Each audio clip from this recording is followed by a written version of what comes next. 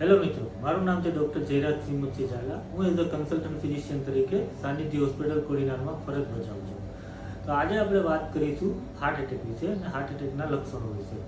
તો આપણને બધાને ખબર છે કે હાર્ટ એટેકના મુખ્ય લક્ષણ હોય છે છાતીમાં દુખાવો થવો. આ જે છાતીમાં દુખાવો થતો હોય છે એ મુખ્યત્વે ડાબી બાજુની છાતીમાં થતો હોય છે. સાથે સાથે ડાબી બાજુના ખભામાં દુખવો, ડાબી બાજુના હાથમાં દુખવો, ડાબી બાજુનો હાથ ભારે ભારે લાગવો, છાતીના પાછળના ભાગમાં દુખાવો થવો, જેને આપણે રેડિએટિંગ પેઇન કહીએ છીએ, કે જે છાતીના દુખાવાની સાથે આવા બધા લક્ષણો પણ હોય છે. ક્યારેક ક્યારેક છાતીના દુખાવાની સાથે સાથે છાતીના મધ્ય ભાગમાં બળતરા થવી, વજન મૂકવું, યા તો કોઈ છાતી ઉપર પથ્થર મૂક્યો હોય એવું વજનદાર છાતી લાગે છે કે છાતી ટાઈટ લાગવી. ક્યારેક ક્યારેક જો હાર્ટ એટેક મોટો હોય તો હાર્ટમાં વધારે નુકસાન થવાના કારણે ચક્કર આવવા, બેભાન થવું, આવું પણ થતું હોય છે.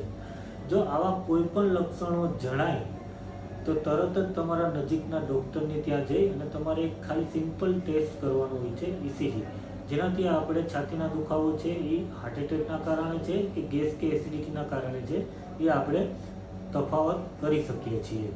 ઓકે, જો હાર્ટ એટેક વિશે કે છાતીના દુખાવા વિશે કોઈ પણ વધારે માહિતી તમારે જોતી હોય તો તમે સાનિધ્ય હોસ્પિટલ કોડીનારમાં મને મળી શકો છો. મારો કન્સલ્ટિંગ ટાઈમ છે સવારના 10 વાગ્યાથી લઈને સાંજના 7 વાગ્યા સુધી. Thank you.